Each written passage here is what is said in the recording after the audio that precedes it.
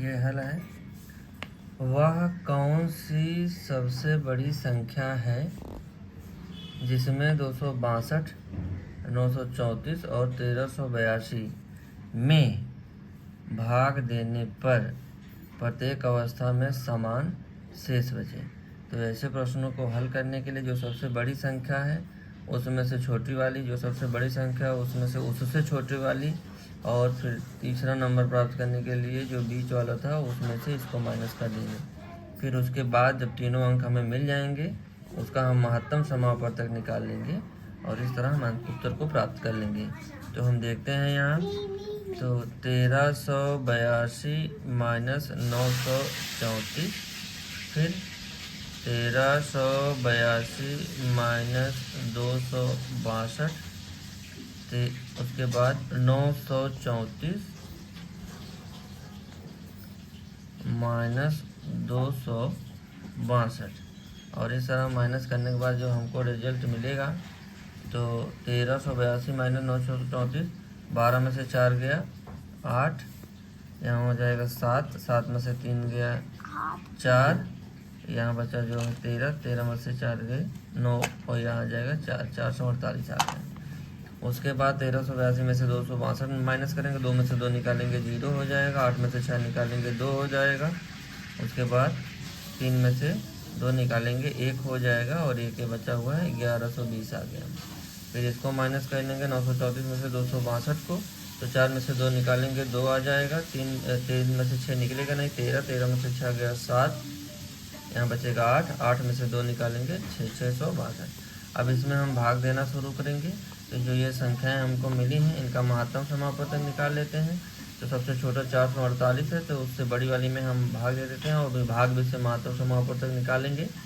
ये हो जाएगा 448 भागे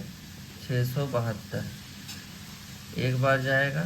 यहाँ 448 आ जाएगा, 12 में से 8 गया 4 हो गया, यहाँ हो जाएगा 6, 6 में से 4 गया 2 हो गया, और यहाँ हो जाएगा 6 में से 4 गया 2, और फिर उसके बाद जो है अब ये वाला आपका यहाँ आ जाएगा, और ये आपका बन जाएगा 448, और हमें लग रहा है कि 2 बार में हो जाएगा। हाँ, 2 चौका 8, 2 दूनी 4 और 2 दूनी 4, और इस तरह हमें जो 224 मिला है, इस 224 से अब हम किस में भाग करेंगे, 1120 में। तो 224 से भाग देना हमें 1120 में, और हमें लग रहा है कि ये 2 अंक है, 2 अंक के लिए छोड़ देंगे, 2 का पहाड़ा 11 में, तो हमें लग रहा है 5 बार जाएगा, तो 5 बार ले चलते हैं, तो 448, हाँ 5 बार ले जाते हैं, 5 चौक 20, 2 हो जाएगा, 5 दूनी 10, 2 12, 1 हो जाएगा, 5 दूनी 10 और 1 11, 1120 ऐसे यहाँ पूरा का पूरा एक ही बार में कट गया। और ये 224 जो आया, तो 224 एक ऐसी संख्या है, हम 262 में अगर भाग करें, 934 में भाग करें और 1382 में भाग करें, तो जो है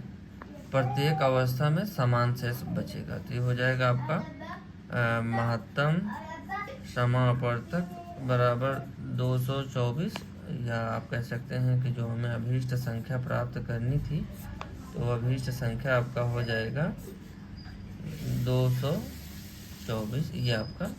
आंसर हो गया। तो ये 224 है वो बड़ी से बड़ी संख्या, जिससे अगर हम भाग करें 262 में, 934 और 1382 में, तो भाग देने पर प्रत्येक अवस्था में समान शेष बचेगा। अब एक अगला क्वेश्चन हम आपके सामने देखते हैं। वह लघुत्तम संख्या ज्ञात करें जिसे 7, 9 और 13 से भाग दें, भाग देने पर क्रमशः 1, 2, 3 बचे। ऐसे प्रश्नों को हल करने के लिए कि 1, 2, 3 क्रमशः शेष बचे, और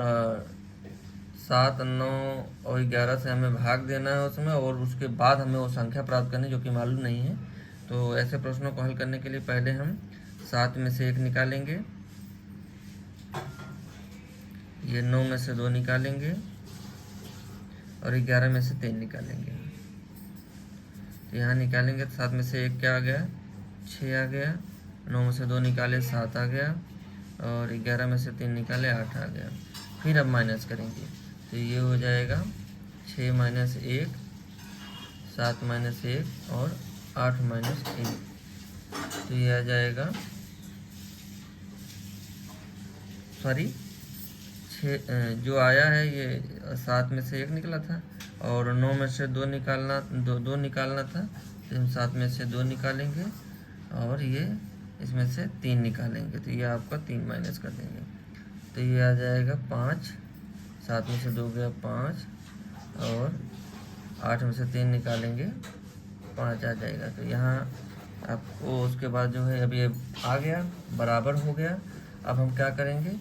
3, 9 और 11 का भाग से जो है लघुत्तम समापवर्तक निकालेंगे, तो निकाल लेते हैं 7, 9 और ये 11। तो पहले हम जो है 3 से ले जाएंगे, 7 उतर आएगा, 3 त्रिका 9 और ये 11 और फिर 3 से ले जाएंगे, यहाँ 1 हो जाएगा और ये 7 उतर आएगा क्योंकि 3 के पाए में 7 आता नहीं है और ये 11 हो गया। फिर उसके बाद 7 ले जाएंगे, यहाँ 1 हो जाएगा, फिर ये 1 हो जाएगा, फिर ये 11 उतर आएगा, फिर ये 11 हो गया और 1 यहाँ आ गया, फिर 1 आ गया, 11 कम 11 अभी आ गया आपका। इन सबका हम लघुत्तम समापवर्तक निकालेंगे, तो लघुत्तम समापवर्तक बराबर आ जाएगा 3 गुणे 3 गुणे 7 गुणे 11 और ये 3 त्रिका 9, 7 63 हो जाएगा और ये 11 हुआ, 11 का गुणा करेंगे 3 33, 3 हो जाएगा, 66, 66 में 3 जोड़ेंगे 69 हो जाएगा। और अब हमें ये संख्या जो मिली हुई है इससे हमें भाग देना है उस संख्या में, अभी वो संख्या हमें मालूम नहीं, तो जो संख्या है तो हमारा हो जाएगा अभीष्ट संख्या हमारा हो जाएगा ये जो 693 हमें मिला हुआ है उसमें से हम 5 को ये माइनस कर देंगे और 5 जब तक ये जो सेम वाला आया रहेगा और उसके बाद हमने 2 से भाग देना है, तो ये आ जाएगा 5 माइनस करेंगे तो 628 आ जाएगा और फिर उसमें हमें 2 से ये 693 है आया था और ये आपका हो जाएगा 688 और 688 में 2 से हमें भाग देना है, तो ये हो जाएगा 344। और यहाँ ये नियम है कि जब अब ये जो 344 है, 344 में हम 7 से भाग दें, 9 से भाग दें, 11 से भाग दें, तो 7 से भाग देंगे तो शेषफल हमारा 1 बचेगा, 9 से भाग देंगे 2 बचेगा और 11 से भाग देंगे तो 3 बचेगा। 344 हमारा आंसर आ गया। तो ऐसे प्रश्नों को हल करने के लिए यहाँ हम एक नियम है आपका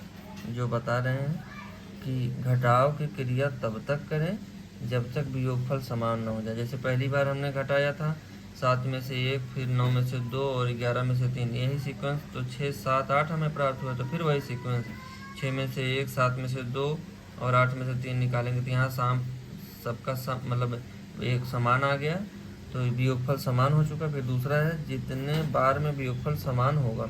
जैसे 1 बार और ये 2 बार, उतनी ही बार से